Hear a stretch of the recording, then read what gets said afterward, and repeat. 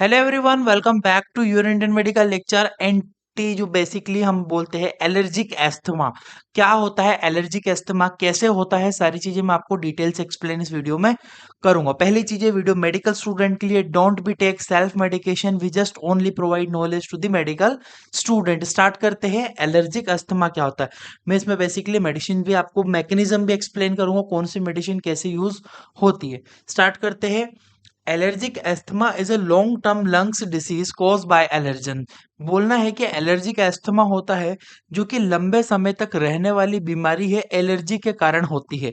Allergic asthma basically allergens होते हैं, कुछ ऐसे बाहरी तत्व। एलर्जेंस का मतलब होता है ऐसे बाहरी तत्व जो बाहर से आकर हमारी बॉडी में एलर्जी कॉज करते हैं। वो डस्ट हो सकता है, मिट्टी हो सकता है, धुआं हो सकता है, धूल हो सकती है। क्लियर है।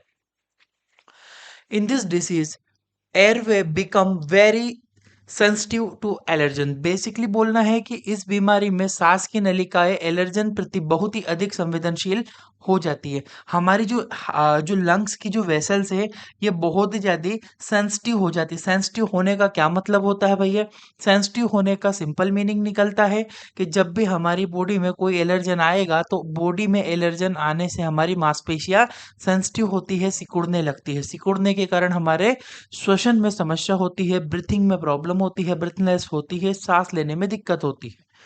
Every small exposure to allergens can be start asthma symptom. Basically बोलना है वही चीज लिखा है, एलर्जेंस के थोड़े से संपर्क में आने से हमें बेसिकली एस्थमा की कंडीशन या उसके सिम्टम्स या उसके लक्षण देखने को मिलने लग जाते हैं।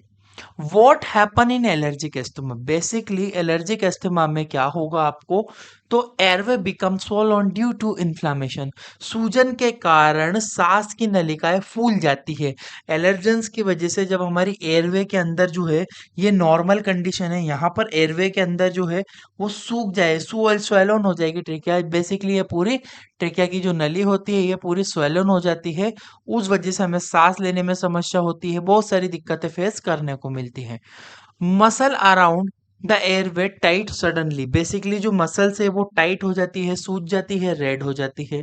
Extra mucus is produce inside the airway. अब यहाँ पे क्या होगा, नॉर्मली म्यूकस बनता है। म्यूकस एक तरल चिपचिपा पदार्थ होता है जो कि हमारे एयरवे को एक नमी चिपचिपापन प्रोवाइड करता है, जिससे हम इजीली श्वसन कर पाते हैं, आसानी से सांस ले पाते हैं, आसानी से छोड़ पाते हैं।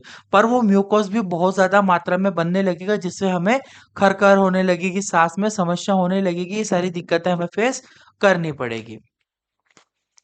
नेक्स्ट आता है the airway passage become narrow. अब हमारे जो एयरवे के पैसेज है, अंदर की जो जगह है, देखो नॉर्मली कैसी होती है, ऐसी खुली हुई। बट एलर्जेंस की वजह से अस्थमा में ये बिल्कुल सिकुड़ जाएगी, चिपक जाएगी।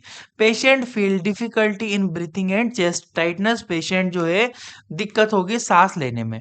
बेसिकली कॉमन एलर्जेंस किसे माना जाता है, एलर्जी करने वाला अस्थमा का क्या कॉमन एलर्जेंस हो सकते हैं आपके, देखिएगा। House dust mites are the most common cause. मतलब यानी कि घर की धूल और मौजूदा कीड़े सबसे आम कारण होते हैं। बेसिकली घर में जो झाड़ू पोछा लगता है, धूल मिट्टी उड़ती है, घर में भी उड़ती है हल्की धूल, वो जो है इंपॉर्टेंट कोज बनता है आपका। नेक्स्ट है pollen from trees, grass and flower can be trigger asthma. Basically पेड़ या फिर घास फूस हुई या फिर परागण अस्थमा को बढ़ा सकता है, ये चीज भी आप माइंड में रखिएगा। क्लियर है। नेक्स्ट आता है आपका animal hair and skin particle can be worse symptoms. Basically जानवरों के बाल, त्वचा या कण, ये सारी चीजें जो है आपका एलर्जी का कारण बनेंगे, ये भी ध्यान रखिएगा। नेक्स्ट आता है आपका mould and fungus in the damp place can be cause attack. यानी कि नमी वाली जगहों की फफूंद जो होती है बेसिकली अस्थमा या अटैक का कारण बनेगी। नमी वाली जगह पे फफूंद वगैरह होगी, वो भी आपको एक इंपॉर्टेंट कॉज बनती है। नेक्स्ट आता है smoke pollution and strong smell irritate. मतलब यानी कि धुआं हो रहा है, प्रदूषण हो रहा है, इन सब के कारण भी एलर्जिक अस्थमा के सिम्टम्स निकलने लगेंगे। आते हैं symptoms of allergic asthma. Basically क्या लक्षण होंगे, सिम्टम्स क्या देखने को मिलेंगे, तो रिपीटेड विजिंग और wheezing sound while the breathing, यानी कि सांस लेते समय बार बार सीटी जैसी आवाज आना, शॉर्टनेस ऑफ ब्रीथ जो है सांस लेने में समस्या होना, exercise during the at night, यानी कि एक्सरसाइज करना एक्सेसिव होना, ज्यादा होना, नाइट के समय पेशेंट को खड़खड़ खड़खड़ खांसी चलती रहेगी और सांस लेने में समस्या होती है। चेस्ट टाइटनेस और हैवीनेस, जो छाती में है टाइटनेस लगेगी, सांस लेने में समस्या होगी। ड्राई और प्रोडक्टिव कफ, यानी कि यहाँ पर आपको प्रोडक्टिव कफ भी देखने को मिलेगी at the night time. Next हम आते हैं मेडिसिन के ऊपर। बेसिकली क्या क्या मेडिसिन ऑप्शन अवेलेबल है एस्थमा, एलर्जिक एस्थमा की कंडीशंस में। तो ब्रोंकोडायलेटर हम लोग यूज करते हैं बेसिकली। साल्ब्यूटामोल का इनहेलर 100 mcg में आपके पास अवेलेबल होता है, जो कि एस्थलीन के नाम से मिलता है, साल्ब्यूटामोल इनहेलर। इसमें बेसिकली 1 to 2 पफ, माने कि एक बार पफ सुबह एक बार पफ शाम को, यानी कि आपको लेना होगा। यूज बेसिकली अचानक सांस की तकलीफ होना, विजिंग होना, खर खर की साउंड आना, ये सारी कंडीशंस में हम इसको इस्तेमाल करेंगे। साल्बुटामोल रेस्प्यूल जो होता है ये इनहेलर वो इनहेलर था, ये हमारा नेबुलाइजर के लिए यूज होता है। डोज बेसिकली एक रेस्प्यूल नेबुलाइज करते हैं, नेबुलाइजर का मैंने पूरा टॉपिक भी आपको ऑलरेडी पढ़ाया हुआ है, ठीक है। वन एम्पूल या फिर इसका एक निकाल के तोड़ के मिला के यूज किया जाएगा, सीवियर अटैक की कंडीशन में इसको दिया जाता है।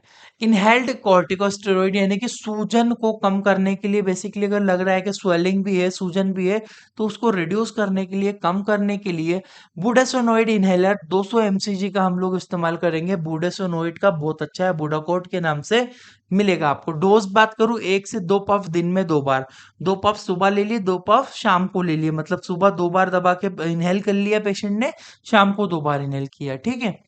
यूज बेसिकली सांस की नलिकाओं में सूजन आ रही है, एस्थमा हो रहा है, कॉन्ट्रैक्ट कंट्रोल करने के लिए हम लोग इस्तेमाल करेंगे। बेसिकली कॉन्ट्रेक्शन अगर ज्यादा हो रहा है, सांस लेने में बहुत ज्यादा समस्या है, एंटी एलर्जिक की तरह ये वर्क ही करेगा और एंटी इन्फ्लामेट्रिक भी ये काम करेगा। नेक्स्ट होता है बुडेसोनोइड का रेस्प्यूल्स भी अवेलेबल है नेबुलाइजेशन के लिए। डोज दिन में 1 से 2 बार नेबुलाइज करवाया जाता है सीवियर कंडीशन में। नेक्स्ट हमारे पास है कॉमन इनहेलर, बुड जो कॉम्बिनेशन के साथ में अवेलेबल होता है कुछ इनहेलर, बुडेसोनोइड प्लस फ्रोमेट्रोल, यानी कि बुडेसोनोइड और फ्रोमेट्रोल का मिक्स कंपोजिशन होता है। 200 mcg बाय 6 mcg का ये अवेलेबल है। डोज बेसिकली 1 से 2 पफ, यानी कि 1 पफ सुबह 1 पफ शाम को, दिन में 2 बार लिया जाएगा, सुबह और शाम के समय में। रोजाना बेसिकली अस्थमा कंट्रोल को बार बार अटैक से रोकता है, अस्थमेटिक अटैक से ये सिम्टोमेटिक ट्रीटमेंट को भी ठीक करेगा, यानी कि मिक्स कंपोजिशन में ये मिलता है। नेक्स्ट आता है आपका फ्लूटिकोसोन, फ्लूटिकोसोन प्लस साल्मेट्रोल का दोनों का मिक्स कंपोजिशन है। ये इनहेलर भी काफी अच्छा इस्तेमाल किया जाता है एलर्जिक अस्थमा में। 250 mg बाई 25 mcg में ये अवेलेबल होता है। जो डोज बात करूँ तो 1 से 2 पफ वही है, सुबह शाम इस्तेमाल किया जाएगा इसको। लॉन्ग टर्म एलर्जी के लिए अस्थमा काफी अच्छा होता है, लंबे समय तक किसी को एलर्जिक अस्थमा है तो लंबे समय तक के लिए हम लोग यही प्रिस्क्राइब करते हैं। नेक्स्ट आता है एंटी एलर्जिक टैबलेट, बेसिकली कुछ मेडिसिन भी होती है जो यूज होगी। मोंटेलुकास टैबलेट 10 mg में अवेलेबल है, रोज रात में एक टैबलेट दी जाती है, डे के समय में प्रिस्क्राइब नहीं की जाती है, इससे थोड़ी सी नींद आ सकती है पेशेंट को। यूज की मैं बात करूंगा तो एलर्जी या खांसी वाली समस्या अगर होगी उस समय में इसका इस्तेमाल काफी अच्छे तरीके से किया जाता है। नेक्स्ट टेबलेट जो आती है सेट्राजिन टेबलेट होती है, 10 mg की टेबलेट है। डोज में बात करूंगा तो एक टेबलेट रोज रात में यह टेबलेट प्रिस्क्राइब की जाएगी। एंटी एलर्जिक टेबलेट है, काफी अच्छा सिम्टोमेटिक ट्रीटमेंट ये पेशेंट को करके देती है। ये सारी चीजें अस्थमा के रिलीफ में काम करेगी एंटी एलर्जिक की तरह। ओरल कुछ कॉर्टिकोस्टेरॉइड भी होती है वो जो कि ज्यादा सीवियर कंडीशन होने पर ही हम लोग इस्तेमाल करेंगे, जैसे कि प्रेडनिसोलोन के टेबलेट 5 से 10 mg की अवेलेबल होती है। डॉक्टर की सलाह से शॉर्ट टर्म कॉर्टिकोस्टेरॉइड यूज करना है। स्टेरॉइड जो होता है ज्यादा साइड इफेक्ट पेशेंट को दे सकता है, इसीलिए हमेशा पेशेंट को देखने के बाद ही डॉक्टर प्रिस्क्राइब इसको कर सकता है, सीवियर कंडीशन में इस्तेमाल होगा।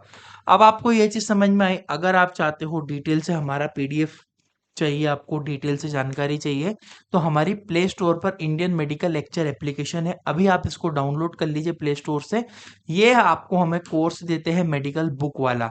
बेसिकली हम मेडिकल बुक की पीडीएफ हमारी एप्लीकेशन में प्रोवाइड करेंगे, ये सब्जेक्ट्स आपको टीच करेंगे, साथ में कंप्लीट ऑनलाइन क्लासेस, इसमें सारी रिकॉर्डेड क्लासेस रहेगी, पीडीएफ रहेगी, नोट्स रहेंगे, एक एक्सपीरियंस सर्टिफिकेट भी मिलेगा इस तरह से, जो बेसिक मेडिकल प्रैक्टिशनर को हम लोग प्रोवाइड करते हैं जो मेडिकल फील्ड से। ये व्हाट्सएप नंबर है, आप हाई भेजोगे हम इसकी लिंक दे देंगे, या फिर सीधे डिस्क्रिप्शन कमेंट बॉक्स की लिंक से भी आप डाउनलोड कर सकते हो, या फिर यहाँ Indian medical lecture play store से सीधा डाउनलोड करो, आपको कोर्स मिल जाएगा। Thank you for watching guys, आपका अपना इंडियन मेडिकल लेक्चर।